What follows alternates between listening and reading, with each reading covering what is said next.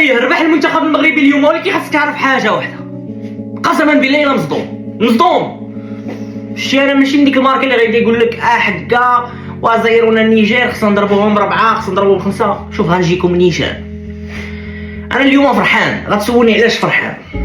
حيت عجباتني لا رياكسيون ديال المنتخب المغربي، ردة الفعل كيفاش تمارك عليهم البيت ورجعوا قلبوا النتيجه. صحيح ان النيجر ماشي شي منتخب اللي غتقول منتخب الاخر، ولكن هاد القضيه ديال فاش كنلعبوا مع منتخبات كيلعبوا بلوك با وكيدافعوا كيبقاو مدافعين وكيلعبوا على لي كونتر اتاك وكيعطيونا كره وكنبقاو نهاجموا في الاخر ما كتبغيش تدخل الشبكه، فاش كيماركيو علينا شي بيت كنلقاو صعوبه باش نرجعوا.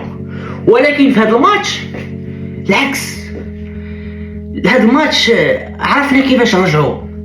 خوتي كاس افريقيا راه كاين ماتشات اللي ما غتربحش ب3 ب4، راه غتربحها ب1. خاصك تعرف كيفاش تربح كل ماتش والظروف ديالو.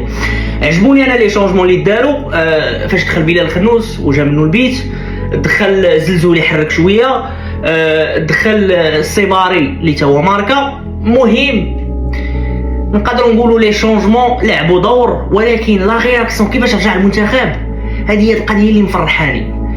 حيت مع جنوب افريقيا مثلا كيتمارك علينا البيت، اون فوا كيتماركا في كاس افريقيا ما كناش كنقدروا نرجعوا، صافي كنتخانقوا. ولكن اليوم شفت فريمون المنتخب زعما تايقين في راسهم، عرفوا كيفاش يرجعوا في الماتش، عرفوا كيفاش يحافظوا على النتيجه.